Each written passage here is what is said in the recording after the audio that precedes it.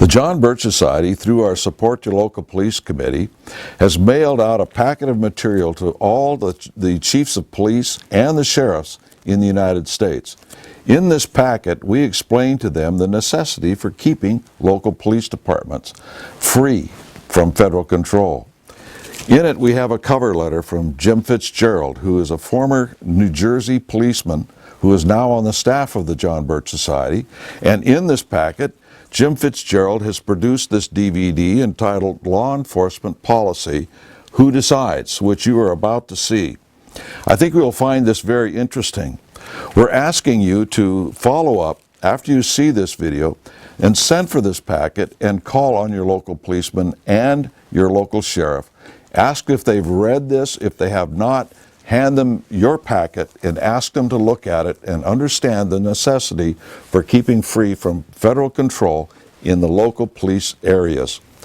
We hope that you'll find this DVD very interesting, and send for this packet as soon as you can after you view it.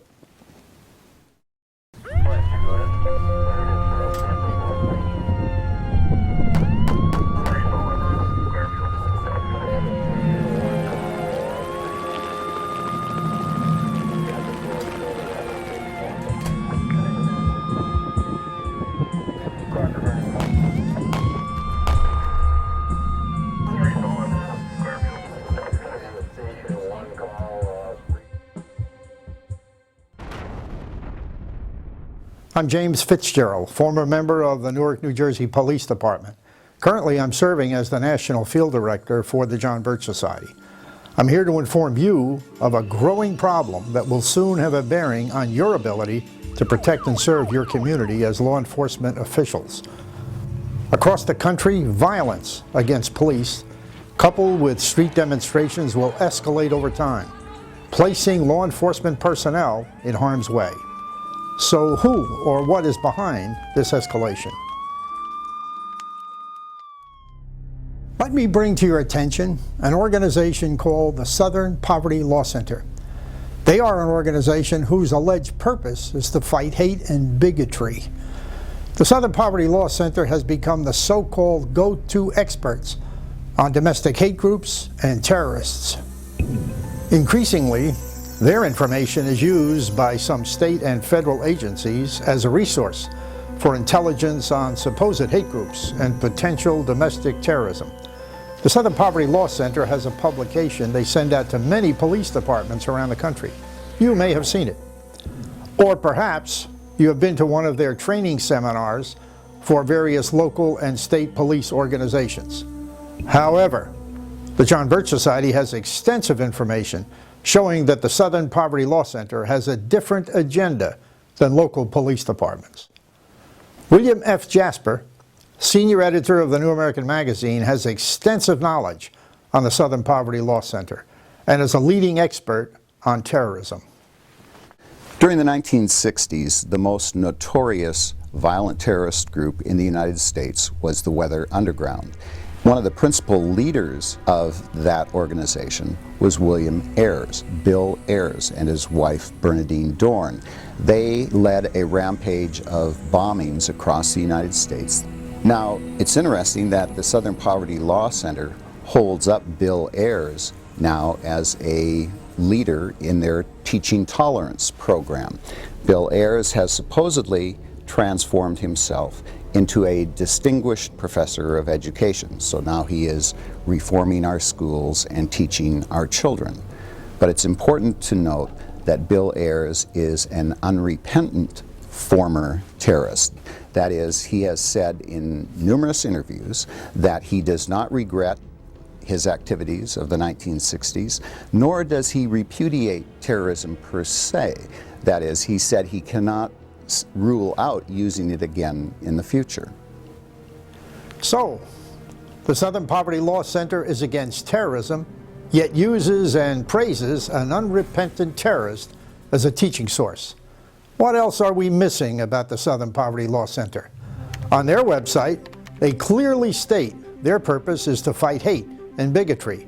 Many would assume this information is very unbiased and sticks with the facts.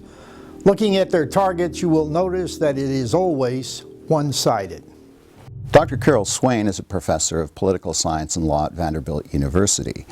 She has come under attack from Mark Potok of the SPLC, called her an apologist for white supremacists.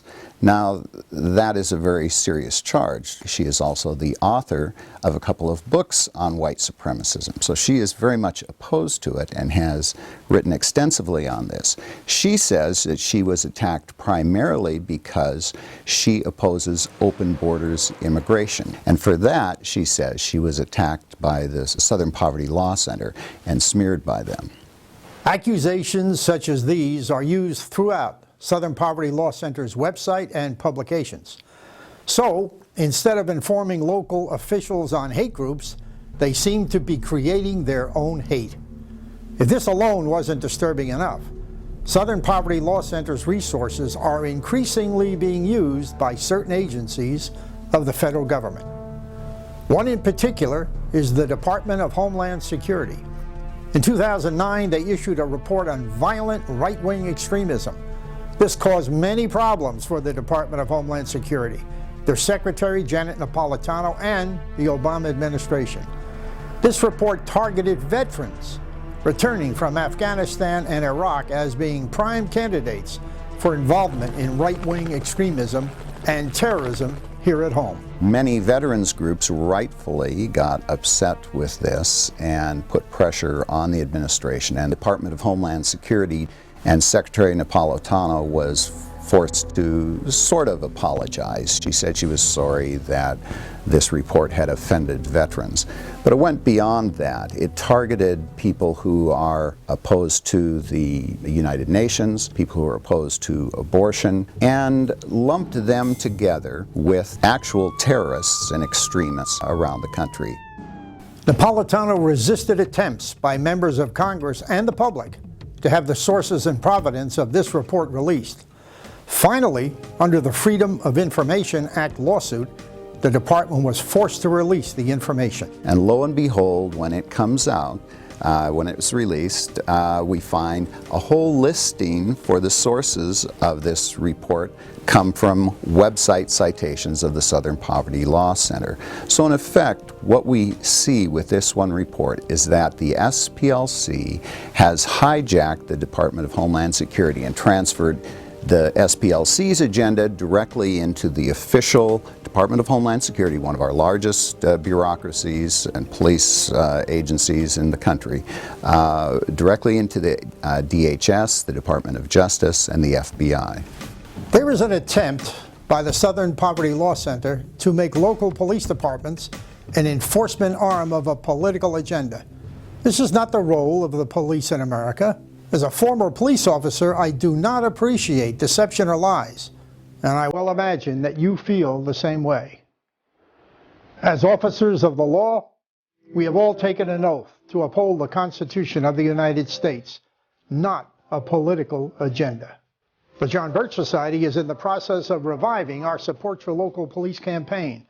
Through our website, videos, and printed material, we expose the Southern Poverty Law Center's agenda. Citizens across America need to be informed on the importance of supporting their local police. The more you know about the Southern Poverty Law Center and the information they disseminate, the better prepared you and other police organizations will be to understand the impact this will have in your community. For further information, go to jbs.org and click the Support Your Local Police agenda page. Together, we can continue to protect and serve. Thank you.